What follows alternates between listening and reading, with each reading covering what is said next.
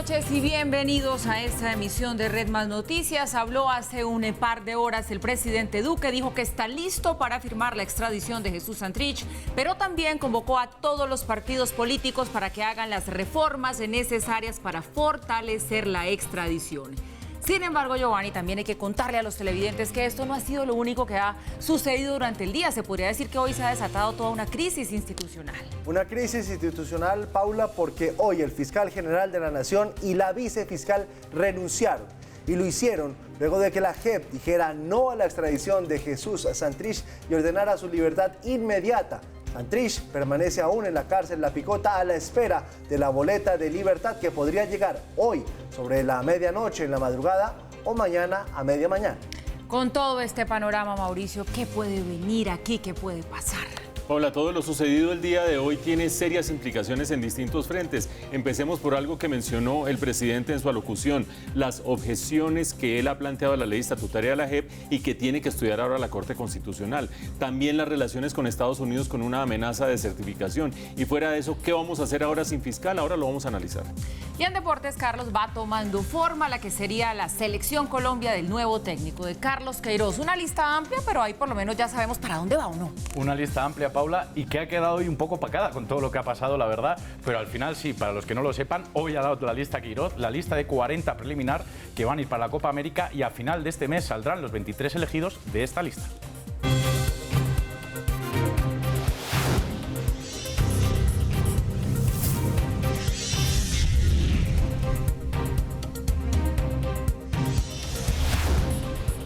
Aquí comienza Red Más Noticias.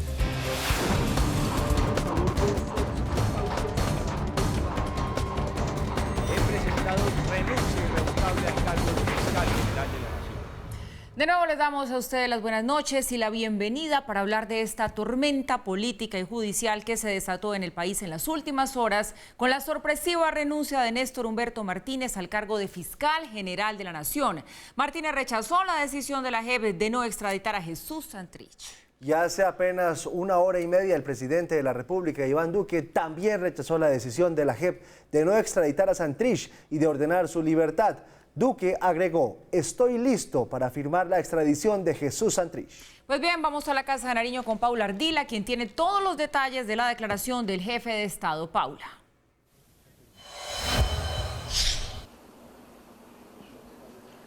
Paula, muy buenas noches a usted y a todos los televidentes. Hemos estado desde tempranas horas de la mañana aquí en la Casa de Nariño siguiendo las reacciones y cómo ha evolucionado esta situación tras la renuncia del fiscal general de la Nación, Néstor Humberto Martínez. Pues fue a través de un video grabado y difundido a los medios de comunicación que el presidente de la República fijó una posición sobre este hecho y también sobre la decisión que tomó en relación con Santrich la JEP. ¿Qué dijo el presidente?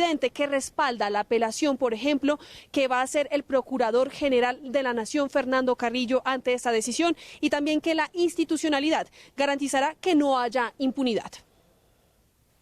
Colombianos, el Gobierno Nacional respeta la Constitución y por ende la separación de poderes. No obstante, compartimos la indignación del pueblo colombiano por la decisión de la Jurisdicción Especial para la Paz, JEP, de ordenar la libertad del sindicado por narcotráfico en Estados Unidos, alias Jesús Santrich. El sindicado Santrich fue capturado por órdenes de la Fiscalía General de la Nación con fines de extradición por la comisión del delito de narcotráfico el 9 de abril del año 2018. Conforme a lo señalado por el fiscal general, existen pruebas concluyentes e inequívocas con respecto a la comisión del delito de narcotráfico luego del 1 de diciembre del año 2016. La reincidencia en delitos de narcotráfico o cualquier otra conducta criminal es un ataque a las víctimas y a todo el país y por lo tanto se deben aplicar sanciones que respondan a la legalidad y la justicia. Dos de las objeciones por inconveniencia que presenté al Congreso de la República relacionadas con el debilitamiento de la extradición buscan evitar este tipo de desenlaces que hoy nos indignan. Actuar con la Constitución en la mano y en defensa de la legalidad y del Estado de Derecho, así como el fortalecimiento de la cooperación judicial internacional, fueron algunas de las razones por las cuales presentamos las objeciones al proyecto de ley estatutaria de la JEP. El Gobierno Nacional respalda la decisión del señor Procurador General de apelar la decisión, pues no estamos frente a un caso cerrado. Toda la institucionalidad del Estado garantizará la aplicación de la justicia, la cooperación judicial y todas las herramientas a su disposición para que no haya impunidad serán empleadas. Lamento la renuncia del fiscal general de la Nación, con quien hemos trabajado con determinación en la lucha contra la criminalidad y la corrupción, y quien con todo su equipo han sido defensores del Estado Social de Derecho. Preservaré por encima de todo la solidez institucional de nuestro país. Convoco a los partidos políticos para que adelantemos las reformas necesarias que nos permitan cerrarle las puertas al narcotráfico, a la impunidad y fortalecer la extradición como uno de los mecanismos que han probado su eficacia en la lucha contra los criminales transnacionales. Como presidente de la República he estado, estoy y estaré siempre listo a firmar la extradición de alias Jesús Santrich y de cualquier otro sindicado por narcotráfico en apego a la Constitución y la ley. La genuina verdad, la genuina justicia, la genuina reparación y la garantía de no repetición quedarían en riesgo en caso de tolerar la reincidencia criminal. La justicia debe estar siempre, siempre al servicio de las víctimas y no de los victimarios. El narcotráfico en Colombia representa una grave perturbación del orden público que amenaza la estabilidad institucional en distintas regiones del país. Los asesinatos de líderes sociales, la influencia de carteles en regiones vulnerables, la expansión de los cultivos ilícitos y el debilitamiento de herramientas como la extradición son amenazas que vamos a enfrentar con todas las opciones que nos brinda la Constitución. Quiero que quede claro para todo el pueblo colombiano que nuestro país no cohabitará con el narcotráfico. Buenas noches y que Dios bendiga a Colombia. Pues bien, esta fue la declaración del presidente Iván Duque tras una cumbre de 6 horas que tuvo aquí en la Casa de Nariño con sus ministros y altos consejeros. Estaremos muy pendientes del desarrollo de esta información y sobre todo de esa convocatoria que especialmente hizo el presidente a los partidos políticos. Siendo las 11 de la noche y 8 minutos, me despido de ustedes desde la Casa de Nariño. Paula Ardila, Red Más Noticias. Gracias, Paula, y ya váyase a descansar, se lo merece. A la 1 de la tarde de hoy, el fiscal general Néstor Humberto Martínez sorprendió al país con el anuncio de su renuncia. Horas más tarde lo haría la vicefiscal María Paulina Rivas. Progresivamente se consolida en Colombia un estado de cosas antijurídico que conjura contra el Estado de Derecho de la nación y expone a nuestra sociedad frente al crimen en medio de las advertencias de la Fiscalía General de la Nación. Así iniciaba la declaración de uno de los más importantes funcionarios del país. Esas palabras advertían a la prensa que la noticia sería más que el desacuerdo a los hechos recientes. En el futuro, la reincidencia en el secuestro y la extorsión, entre otros delitos, podrá convivir con los privilegios de la justicia transicional. En adelante, colombianos, los delitos permanentes del narcotráfico no podrán ser investigados por la justicia ordinaria y se juzgarán por la JEP con un sistema de beneficios, pese a que el colectivo social está amenazado como nunca por el cultivo y el tráfico ilícito de drogas. Néstor Humberto Martínez avanzó en el comunicado señalando que aunque no había sido notificado de la decisión de no extraditar a Jesús Santrich, la misma desafiaba la Constitución. Desdice de las obligaciones contraídas por Colombia en los tratados internacionales. Confronta abiertamente la Constitución política y, lo más grave, destruye la muralla que construyó el acuerdo de paz entre la reinserción y el narcotráfico. Acto seguido, Martínez, acompañado de su vicefiscal María Paulina Riveros, quien también renunció, comunicó a la opinión pública la decisión de apartarse del cargo. Este desafío al orden jurídico no será refrendado por el suscrito. Mi conciencia y mi devoción por el Estado de Derecho me lo impiden. Por ello, he presentado renuncia irrevocable al cargo de Fiscal General de la Nación. Exhorto a la ciudadanía a movilizarse con determinación por el restablecimiento de la legalidad en Colombia y la defensa de la paz, en un marco de justicia especial que exhale confianza para todos los colombianos y no para unos pocos, y particularmente para todas las víctimas del conflicto. La sorpresiva renuncia de Martínez se da días antes de que la Corte Suprema de Justicia estudiara las nuevas recusaciones en su contra en los procesos de Odebrecht y Hyundai. De acuerdo con fuentes de alto nivel, se planteó la posibilidad de que la Corte le pidiera la renuncia al cargo de fiscal general en el trámite de esas discusiones. Antes de la renuncia del fiscal general, la JEP, en una apretada decisión, optó por no extraditar a Jesús Santrich a los Estados Unidos y ordenó su inmediata libertad. A las 12 en punto del día, la JEP anunció que Santrich no será extraditado a Estados Unidos porque no hubo pruebas suficientes que demostraran que cometió el delito después de la firma del acuerdo de paz. La aplicación de la garantía de no extradición se fundamentó en que la sección no pudo evaluar la conducta para determinar la fecha precisa de su realización, dado que el Departamento de Justicia de los Estados Unidos de América no remitió las evidencias solicitadas y a que en las interceptaciones telefónicas de otro caso enviadas a la JEP por la Fiscalía General de la Nación no se reveló la conducta atribuida a Hernández Solarte en la solicitud de extradición. El alto tribunal aseguró que aunque no hay certeza de que Santrich sea inocente de conspirar para traficar droga, tampoco la hay de que haya intentado hacerlo tras desmovilizarse. Es decir, que con las pruebas que analizó no es posible saber si es sujeto de ser procesado por la justicia ordinaria y por lo tanto ser extraditado.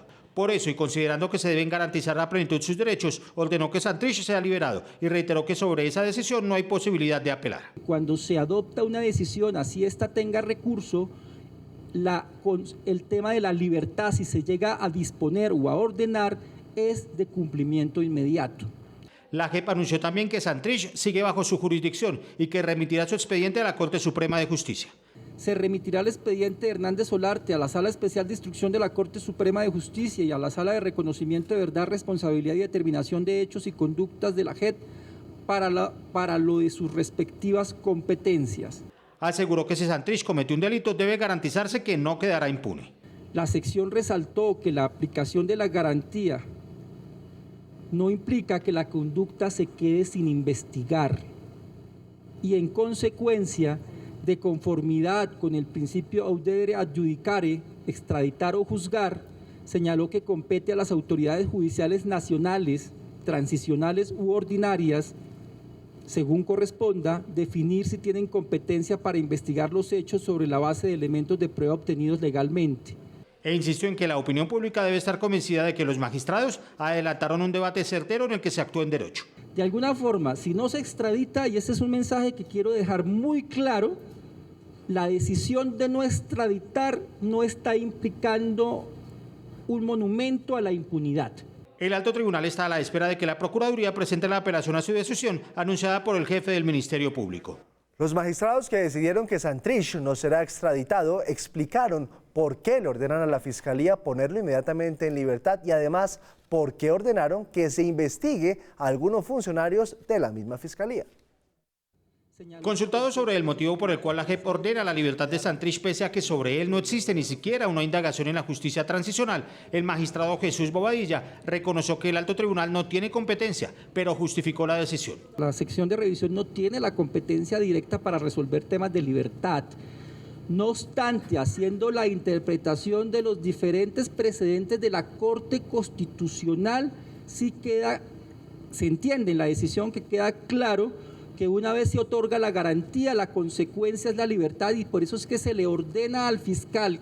Pero adicionalmente, dentro de la providencia de 148 páginas que resuelve el caso Santrich, la JEP pide que se investigue a varios funcionarios de la Fiscalía que habrían permitido que un agente encubierto de la DEA hubiera tenido contactos sin tener las autorizaciones correspondientes con Santrich. La Fiscalía General de la Nación se le solicitó copia de la solicitud o el trámite de asistencia judicial que se pudo dar en criterio de la sección, que se debió dar por parte de las autoridades judiciales norteamericanas, la respuesta de la directora nacional de Asuntos Internacionales fue,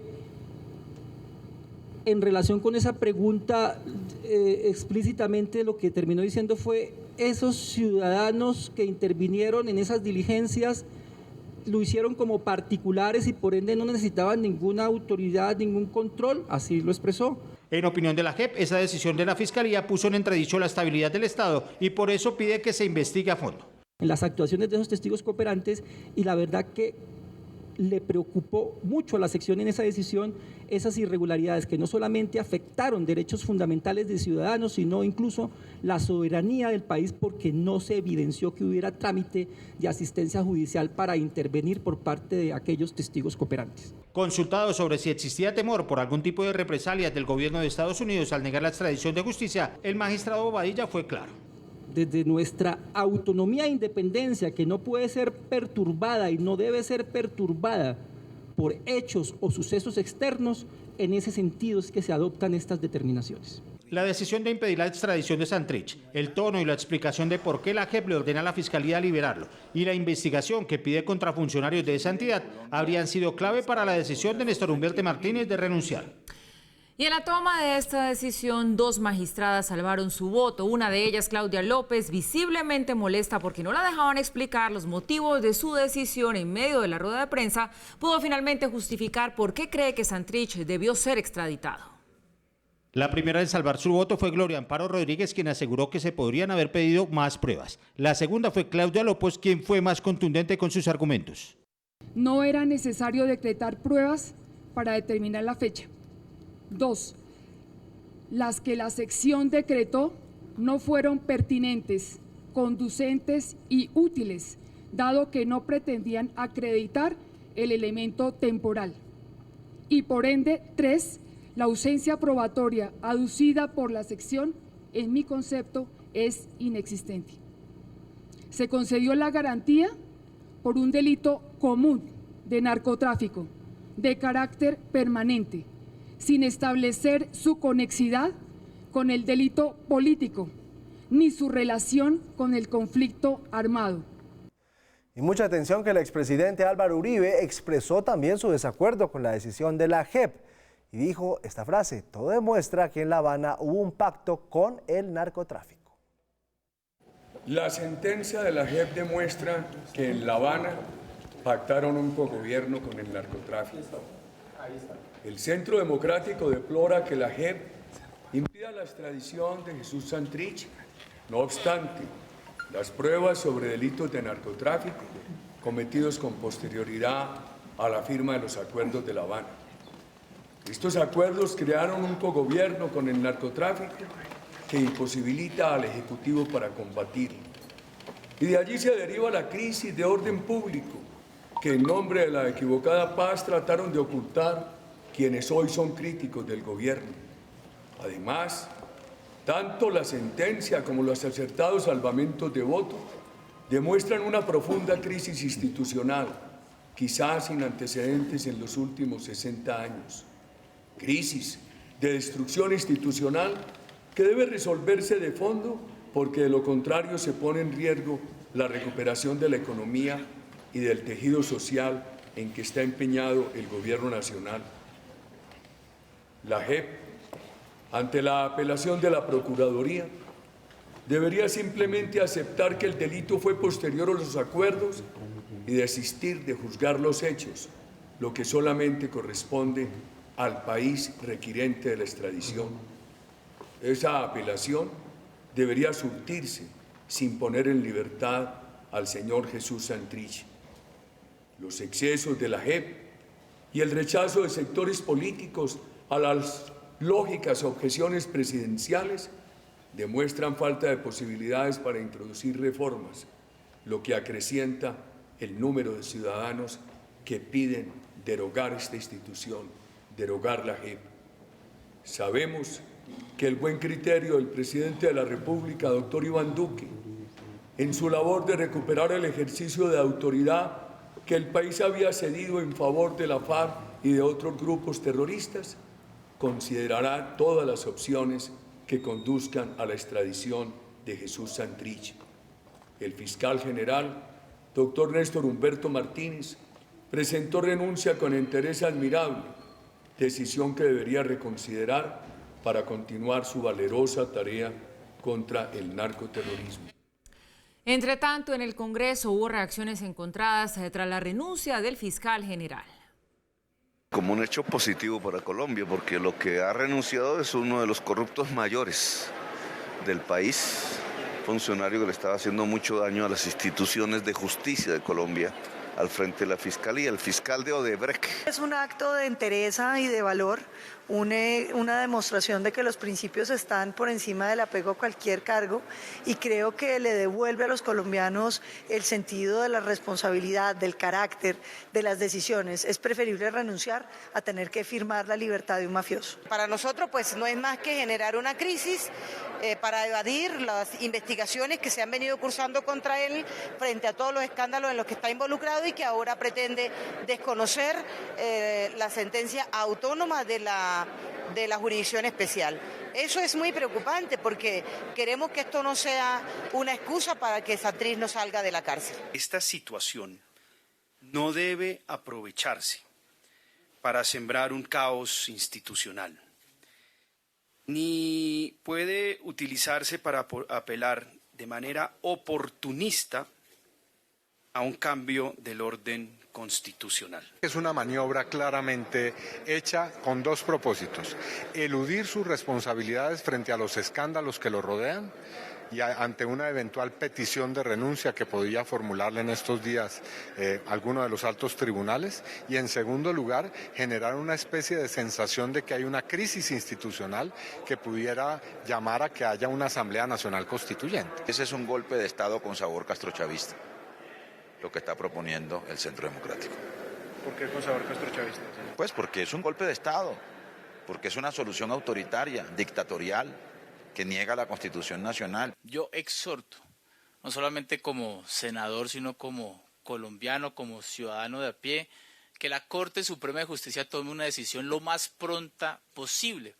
Y esto no es óbice para que la propia Corte termine ordenando una futura extradición. Se encuentran los hechos probados de Jesús Santrich. Y esperamos que las instituciones sigan operando, que la Corte determine quién debe ocupar la silla del fiscal temporalmente, que el presidente terne cuanto antes los ciudadanos que deben ser candidatizados para que la Corte elija el fiscal en propiedad. Estamos frente a una crisis, no frente a un caos. Y la salida a esa crisis está en la Constitución política. Invitamos a leer la Constitución para encontrar la salida de la crisis.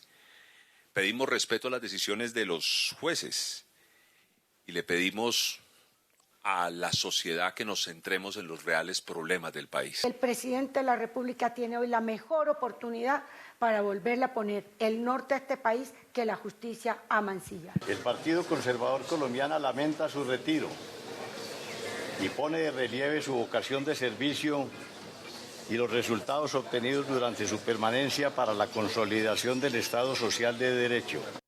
El Procurador General de la Nación, que fue el primero en apelar la decisión de la JEP, además lamentó la decisión del fiscal general, mientras que varios exfuncionarios judiciales explicaron a Red Más Noticias la gravedad de la determinación tomada hoy por Néstor Humberto Martínez. La Procuraduría General de la Nación apelará inmediatamente la decisión de la Jurisdicción Especial para la Paz, que a través de la sección de revisión concedió el beneficio de la garantía de no extradición del señor alias Jesús Santrich. El Consejo Gremial Nacional emitió un comunicado de prensa en el que respaldó la decisión del Procurador General Fernando Carrillo de interponer un recurso de apelación frente a la decisión tomada en el caso Santrich. Yo esperaría que medite, que recapacite un poco más sobre eso, para que no le agreguemos otro elemento más a esta crisis que de suyo ya ha extendido mucho sus efectos. Debo decir con franqueza que estoy en desacuerdo con esa decisión.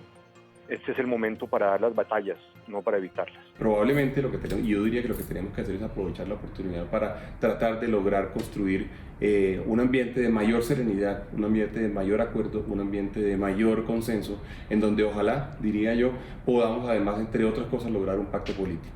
Creo que la renuncia del fiscal no pues debería haber tenido lugar, pues es más una reacción más de orden político, moral y subjetiva que de cumplimiento de una responsabilidad institucional. Mucha tranquilidad en estos momentos, por favor. Yo creo que el país necesita mucha prudencia y mucha calma. Lo que sí encuentro como complicado es la oportunidad en que eso ocurre, porque la verdad es que él ha sido un funcionario muy comprometido en la cuestión esa que tiene que ver con la anticorrupción. El expresidente Andrés Pastrana publicó en su cuenta en Twitter otro de los grandes legados de Juan Manuel Santos, el fin de la extradición y la impunidad para los narcotraficantes.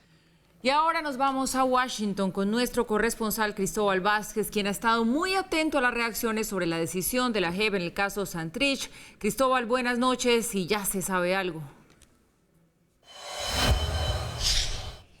Hola, seguimos con ustedes desde acá, desde el Senado, porque la única respuesta oficial que se conoce de parte del gobierno de Estados Unidos en el caso del fiscal Néstor Humberto Martínez ha sido a través de la embajada en Colombia. Dice en su cuenta de Twitter textualmente que el fiscal general Martínez y su vicefiscal María Paulina Riveros son grandes patriotas que promovieron el Estado de Derecho en Colombia y abogaron por nuestra vibrante y productiva cooperación judicial bilateral. En un segundo trino dicen que su servicio a Colombia y a la justicia ha tenido un impacto duradero y es apreciado por Estados Unidos. Así dice la embajada en su cuenta de Twitter.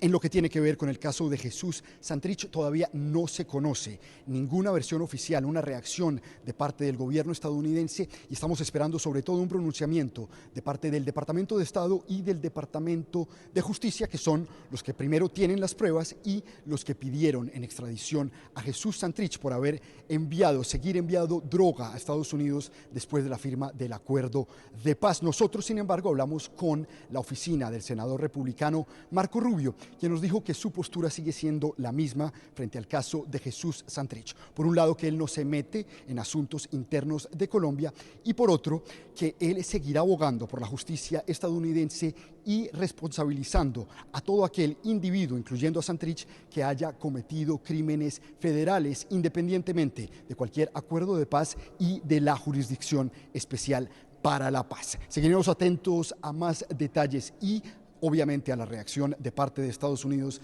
desde acá, desde Washington. Para Red Más Noticias, Cristóbal Vázquez. Cristóbal, así será. Muchas gracias y buenas noches para usted. Mauricio, lo más reciente de lo que hemos tenido hasta ahora, de todas las reacciones, de toda esta tormenta, de todo este día tan movido en el país, pues son las declaraciones del presidente Iván Duque. Le propongo que empecemos por ahí a desmenuzar un poquito de lo que dijo en esta breve alocución de 4 minutos y luego hablemos un poco del escenario de lo que puede venir, porque creo que hay muchas cartas para barajar sobre la mesa, pero le pregunto por 2 cosas puntuales de lo que dijo el presidente. La primera de ellas, bueno, que respeta la separación de poderes, que está listo para extraditar a Jesús Santrich, que no está de acuerdo con la decisión, pero dice que convoca a todos los partidos políticos para que adelanten las reformas necesarias para fortalecer la extradición. Está hablando de promover una reforma a la Constitución.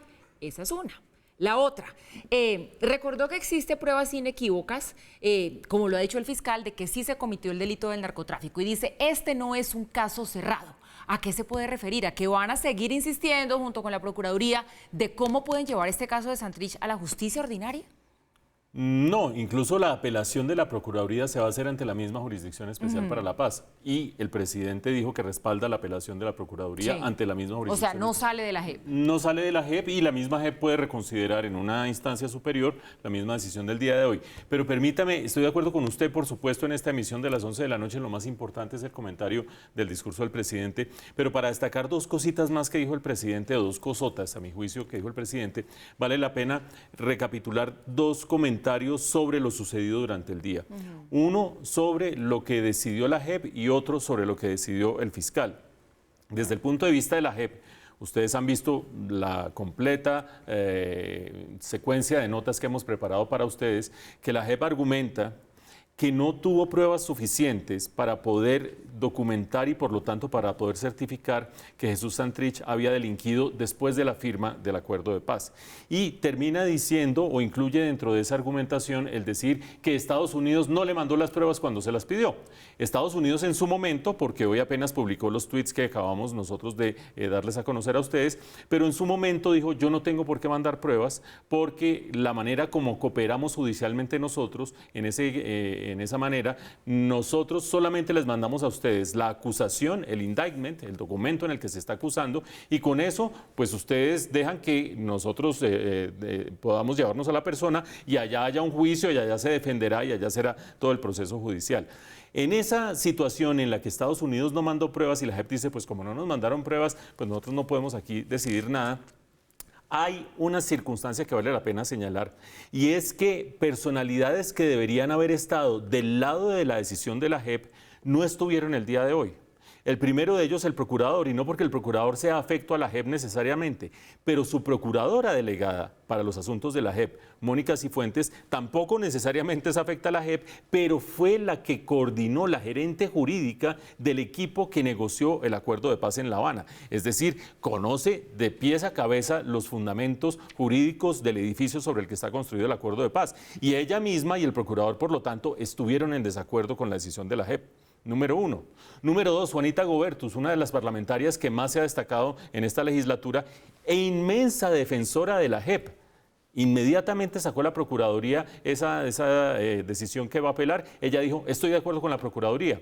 La Jurisdicción Especial para la Paz debió haber dejado que fuera la Corte Suprema de Justicia la que decidiera sobre la extradición de Santrich. Es decir, le debió haber dado vía libre a la extradición de Santrich. Número dos. Número tres, ustedes vieron cómo la magistrada Claudia López, una de las dos magistradas que terminó diciendo: yo no le jalo a esto, yo salvo mi voto, terminó esperando que casi terminara la rueda de prensa para leer su comunicado en el que dice sencillamente: aquí bastaba solamente con el indictment que mandó Estados Unidos para que nosotros hubiéramos podido decidir. No se hicieron, no se buscaron pruebas adicionales que se debieron haber buscado por parte de la JEP para poder certificar que esto se había hecho, que había delinquido Jesús Santrich después de la firma del acuerdo de paz. Y fuera de eso termina diciendo que no está de acuerdo, por supuesto, con su salvamento de voto con la decisión de la JEP. Es decir, la JEP queda argumentando lo suyo, pero con sustentos políticos que ha tenido y jurídicos que ha tenido a lo largo del camino, abriéndosele y dejándola con un flanco bastante vulnerable. Por otra parte, la decisión del fiscal tiene también una doble lectura. La primera, ustedes la leyeron, ustedes la vieron, él leyó su comunicado, dijo que sencillamente estábamos entrando en un estado de cosas antijurídico en el país, que iba en contra del Estado de Derecho y que favorecía la delincuencia en el país. Y finalmente, con su último párrafo, terminó convocando a la ciudadanía a que salga a luchar y de manera decidida por la institucionalidad, etcétera, etcétera, etcétera. Sin embargo, a esa cara que es como la de la Dalit de la justicia, al del parámetro y bastión ético del país y que por eso se retira de la fiscalía, hay que sumarle el final de la nota de Chicho que ustedes vieron. Y es que la próxima semana la Corte Suprema de Justicia va a estudiar las recusaciones al fiscal por el tema de Odebrecht y por el tema de Hyundai. Y en ese estudio de recusaciones habría podido incluso llegar a pedirle la renuncia al fiscal. Es decir, cuando se aproximaba a una situación bastante compleja frente a la Corte Suprema de Justicia, antes de eso prefirió renunciar como un héroe de la justicia. Yo no digo ni que las recusaciones fueran a llevar necesariamente a que le pidieran la renuncia, pero sí está claro que él sabía que se enfrentaba a esa coyuntura compleja la próxima semana. En todo ese contexto destaco tres cosas del discurso del presidente.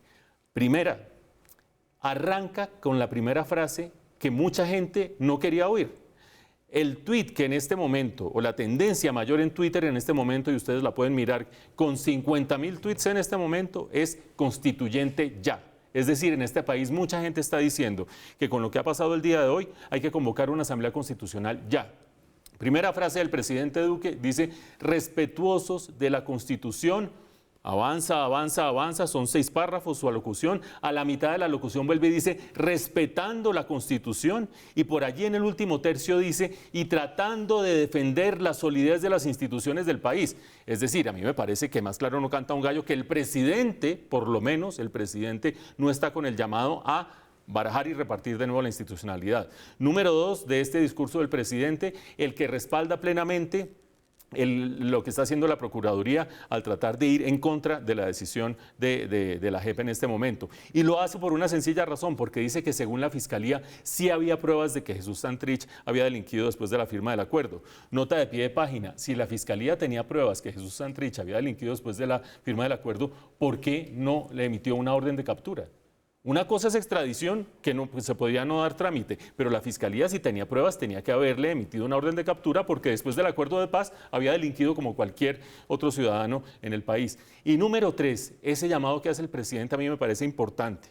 Y es que no solamente no apoya una constituyente, sino que convoca a los partidos para que todos, no los que están en el poder y la oposición no, y unos sí y otros no, para que todos busquen hacer las reformas y garantizar los cambios para, y ahí muchos estarán en desacuerdo, fortalecer la extradición, luchar contra la delincuencia, luchar contra el narcotráfico y sobre todo defender la institucionalidad. En 5 párrafos, 3 o 4 mensajes contundentes e importantes. Muchas, pero muchas cartas de Mauricio quedan todavía sobre la mesa. Y mucha atención que hace pocos minutos el fiscal encargado ordenó la libertad de Jesús Santrich. La boleta de libertad se podría hacer efectiva en las primeras horas de la mañana. Hoy en la tarde, Pablo Catatumbo estuvo en La Picota y habló sobre la renuncia del fiscal. Es que es inconcebible que una vez que un juez le declare la libertad, entonces en vez de facilitarle la situación al prisionero, se le restrinja más su libertad. Es que Santrich en este momento ya está libre. Una autoridad institucional declara la libertad de un preso y el fiscal general de la nación, que está obligado a cumplir las leyes, entonces renuncia porque no está de acuerdo con ese fallo. ¿Qué clase de justicia es la que tenemos en Colombia entonces? Santrich tiene la investidura de representante a la Cámara y a él únicamente el paso el cual se debe es el de la posesión. Por tanto, él una vez en libertad tendría que venir acá ante la mesa directiva de la Cámara de Representantes, tomar posesión y ya quedaría plenamente en ejercicio como representante a la Cámara, ejerciendo sus funciones parlamentarias.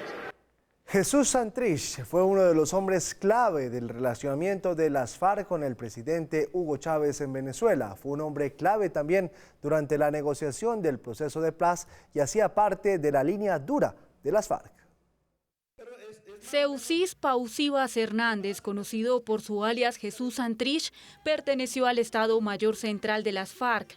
Era uno de los jefes del bloque Caribe y fue además uno de sus negociadores en los diálogos de paz con el gobierno Santos. Época en la que se ganó el calificativo de soberbio e irónico por este episodio en Noruega en 2012. ¿Están preparados para pedir perdón si esa es una cuestión innegociable? ¿De qué dices, Andrés? Quizás.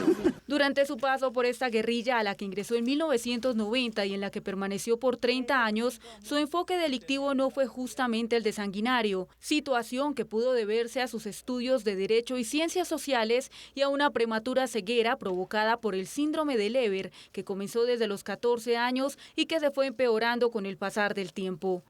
Santrich, pues, siendo la mano derecha de Iván Márquez, estuvo encargado principalmente de difundir los mensajes de los cabecillas a los rangos inferiores de los frentes y consolidar su ideología. Por ello, se le vincula más con el ala política y las comunicaciones internas y externas de las FARC.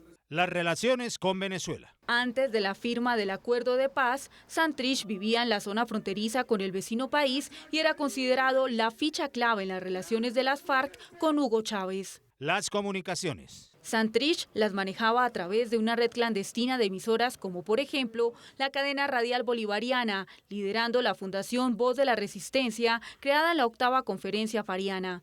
En 2012, la Fiscalía General de la Nación presentó los prontuarios criminales de los jefes negociadores de las FARC y contra Santrich solo pesaban 3 órdenes de captura. Fue en 2018 cuando, según la Fiscalía y la DEA, habría vuelto a incurrir en el narcotráfico luego del desarme, lo cual podría llevar a deducir que en su paso por las FARC no solo manejó las relaciones públicas, sino que también estuvo al tanto o participó de estos negocios ilícitos.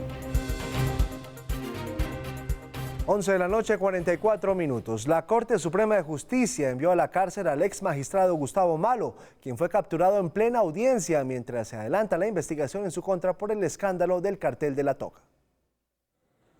Al dejar en firme el juicio contra el ex magistrado, la Corte señaló que Malo puede significar un peligro para el caso. Decretar medida de aseguramiento de detención preventiva sin beneficio de excarcelación. Es que de acuerdo a la investigación, el ex magistrado obtuvo información privilegiada sobre casos de conocimiento de la Corte cuando éste era magistrado de esa corporación. Malo Fernández era el único que podía cumplir con los compromisos requeridos por el grupo, dilatando las diligencias previas que, según testimonio de José Reyes Rodríguez Casas, era inminente abrir investigación. Malo fue señalado por el Congreso de supuestamente haber recibido millonarias sumas de dinero para favorecer a funcionarios aforados. A Gustavo Enrique Malo Fernández se le censura ser parte de un entramado criminal encargado de manipular actuaciones judiciales en distintos niveles de la Administración de Justicia. La decisión fue apelada por la defensa del exmagistrado, quien ha reiterado ser inocente de los delitos de concierto para delinquir,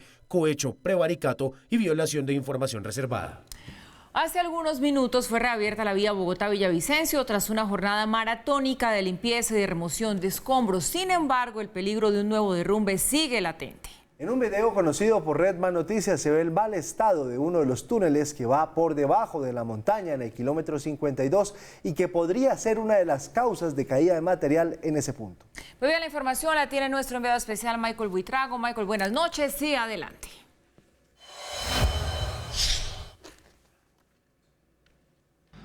Muy buenas noches, los saludamos desde el kilómetro 58, donde exactamente durante los últimos días se han presentado continuos derrumbes por las lluvias fuertes que han mantenido esta zona del país. Según informa Coviandes, se ha restablecido la movilidad en todo el corredor vial que se da apertura en el tráfico del kilómetro 0 al kilómetro 82 y se maneja con pasos alternos en los sitios críticos del 58 y del 64, como ustedes lo pueden estar observando.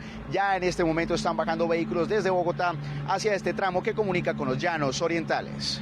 Hoy fue un día favorable para poder retirar en el menor tiempo posible los miles de metros cúbicos de escombros que se han desprendido en el tramo en el kilómetro 58 y en el 64.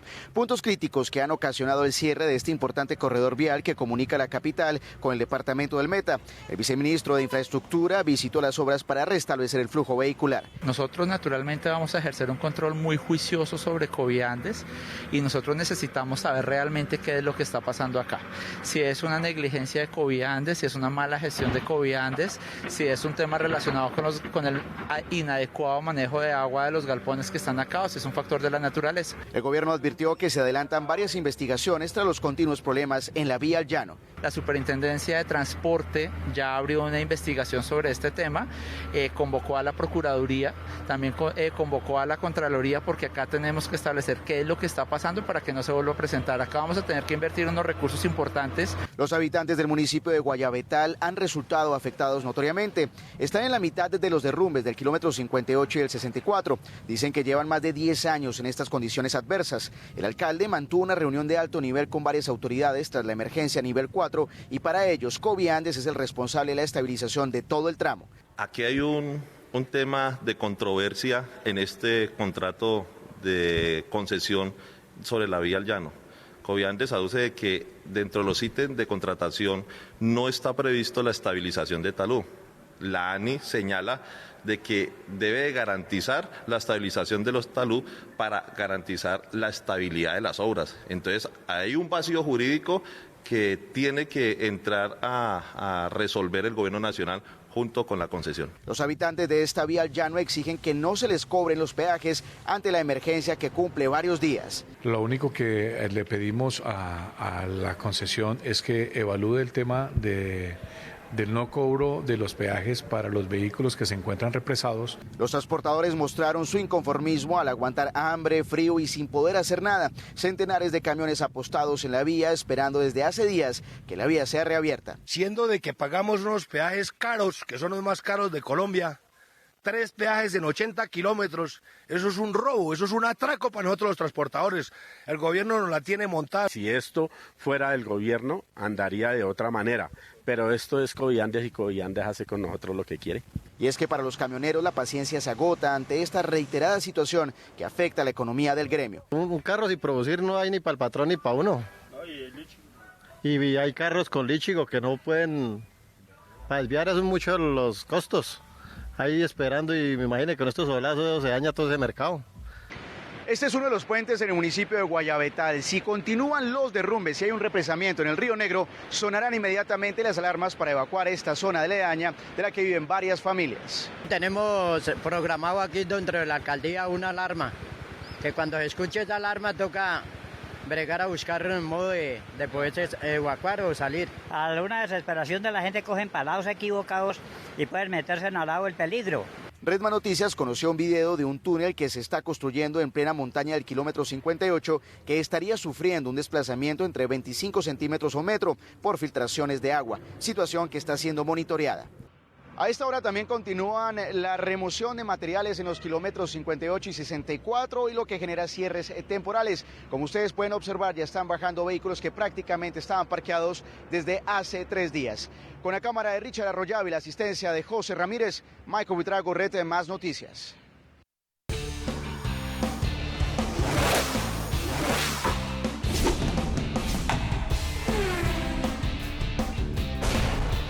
Y en deportes, nuestra selección Colombia creo que podríamos decir está empezando ya a tomar forma y a adquirir además el sello propio de este nuevo técnico, de Carlos Queiroz. Carlitos, ¿usted cree que es así? Porque bueno, se conoció esta primera gran convocatoria, son muchos todavía para llegar a esos que van a quedar en la convocatoria final, pero si escuchamos nombres nuevos, diferentes y otros por fuera que pensamos que sí van a estar. Pues así es como lo hemos interpretado, Paula. Esta lista lleva el nombre y la firma, sobre todo de Carlos Queiroz, muy distinta a las que se han podido ver en las últimas veces cuando convocaba a Pekerman, o sobre todo a ese ciclo de Pekerman. Hay muchos jugadores que no están ahora en esta nueva legión que ha comandado Queiroz y que ha mandado hoy a 40 jugadores, que de estos saldrán los 23 elegidos para la Copa América a final de mes. Y en esta lista, como decimos, hay varias novedades. Los arqueros que están en el radar de Carlos Queiroz son David Ospina del Nápoles de Italia, Álvaro Montero del Deportes Tolima, Camilo Vargas del Deportivo Cali, Aldair Quintana del Huila, Diego Noboa de Equidad y Eder Chaux de Patriotas. Estos 3 últimos están en un microciclo bajo el mando de Queiroz junto al arquero Iván Arboleda, quien a propósito es la gran ausencia de esta convocatoria, ya que si bien no remató la temporada ante Banfield de buena manera y tampoco con la selección, está precisamente trabajando en el microciclo, pero aún así no fue llamado. Con Banfield, la verdad, para esos partidos no han sido partidos muy buenos, pero creo que es normal, esto es mi crecimiento, ahora estoy en etapa de crecimiento, soy muy joven, siempre he dicho, estoy aprendiendo. Y la verdad, creo que lo que pasó ya está, ¿no?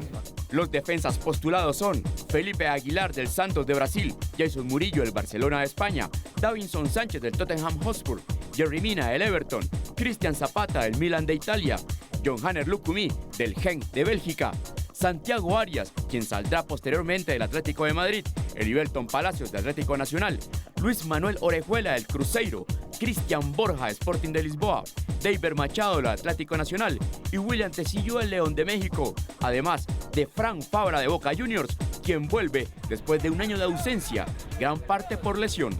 Los mediocampistas son Gustavo Cuellar del Flamengo de Brasil, Jorman Campuzano de Boca Juniors, Raúl Loaiza de San Lorenzo, quien no había sido llamado nunca, Víctor Cantillo del Junior, Wilmar Barrios del Zenit de San Petersburgo, Jefferson Lerma del Bournemouth de Inglaterra y Edwin Cardona del Pachuca de México, quien retorna después de año y medio de ausencia. Además, Juan Guillermo Cuadrado de Juventus de Italia, Mateus Uribe del América de México y James Rodríguez del Bayern Múnich. Nosotros podemos ter jogadores talentosos, pero não estarem rendendo muito. Outras vezes teremos jogadores que estão rendendo muito, pero não são os mais talentosos. E a decisão final tem que ser baseada em quais são os jogadores mais talentosos e com mais rendimento para estarem na equipe. La decisión tiene que ser cirúrgica. Los delanteros, Jairo Moreno del León de México, una de las novedades, Luis Díaz del Junior, Andrés Felipe Ibargüen del América de México, otro de los nombres nuevos, Radamel Falcao García del Mónaco de Francia, Duván Zapata del Atalanta de Italia, Carlos Vaca del Villarreal de España, Rafael Santos Borré de River Plate, quien es por primera vez llamado por este técnico. Además, Sebastián Villa del Boca Juniors, Jimmy Chará de Atlético Mineiro, Roger Martínez de América de México, inédito para Queiroz, y Luis Fernando Muriel de Fiorentina de Italia. Bueno, comenzamos a comentar las ausencias más sonadas, sobre todo de esta lista, la más de todas creo que es la de Arboleda, y sobre todo porque viene del último error de ese partido famoso en el que los 2 goles falló, creo que era contra el de Corea del Sur, el segundo de los partidos que fue precisamente en esta gira asiática, pues le ha penalizado al final y se la ha cobrado. Le llevó al microciclo, pero le dejó fuera. Es un mensaje claro de que tiene que madurar, de que tiene que tener las cosas bien pensadas y que también en los últimos meses ha vuelto un poco rebelde. Hoy precisamente tenía unas palabras en contra de su técnico, un nuevo técnico que no le ha dado las oportunidades que debía, pero también le está penalizando ahora eso. Entonces yo creo que es un mensaje a Pero lo vimos súper tranquilo en la entrevista. Lo vimos súper tranquilo, parece que sí, pero realmente ha tenido bastante, o sea, no ha tenido la continuidad que venía haciendo en los meses anteriores cuando fue convocado precisamente antes de este error. Después del error tuvo problemas con el nuevo técnico, con Crespo, y no ha tenido la regularidad, ha tenido errores también en Argentina y ahí se lo ha cobrado seguramente, por eso también Queiroz, aunque es uno de los porteros con mucho futuro. Carlos Sánchez. Carlos Sánchez, esa es otra de las ausencias y yo creo que sobre todo la que más ha sorprendido porque fue uno de los jugadores insignia del anterior equipo, sobre todo de Pekerman, y extraña mucho que no se haya llevado esa experiencia, ese liderazgo, aunque sea para estos días, por lo menos sumado un poco estos días antes que Loaiza es nuevo. Pero es que ya tiene sus años, ¿no? Ahí es por eso que pero decimos. El liderazgo no se improvisa. No fue cualquier lesión, fue una lesión bien delicada. Y que también en el último Mundial tuvo un muy mal papel. Recordar también el penalti que hace en el último partido contra Inglaterra. No tuvo un buen nivel, ha estado lesionado este año, se juntan una cosa a la otra, pero todo eso nosotros lo veíamos. Pero también es un cambio significativo. De acuerdo. Que él quiere poner su firma, como me De acuerdo, está buscando un recambio generacional que yo creo que ya es hora, compañeros. Hay varios en la selección que son nuestros ídolos. Renovar, por eso metió a Cardona otra vez. No, que los adoramos, pero que ya tienen que ir saliendo. Cardona. O sea, Cardona revivió. Pero le tocó, porque es que ante la lesión de Quinterito y la incógnita de James Rodríguez, el único que podría quedar al comando sería él. Y la de Benedetti también, lo ha recordado muy bien. Quintero se lesionó del ligamento cruzado y también de la rodilla, pero 2 meses nada más está Benedetti, pero no tiene enganche. Si se lesiona James, ¿quién tienes? Solo tienes a Cardona. Entonces ya en las últimas semanas nosotros ya entendíamos que podía ser esto por aquí. Ahora, hablaban de cometas también en las últimas convocatorias. Jefferson Lerma ha repetido el que decían que era una cometa y el que decían que era una cometa lo ha hecho muy bien este año en la Premier, para que vean que realmente se ha hablado más. Ahora más adelante qué es lo de la cometa. La cometa es simplemente un jugador que se han llevado que es por hacerle el favor a un representante, a un agente. Pues se comprueba ahora que realmente no era así. Que como su nombre lo dice, cometa. ¿Qué?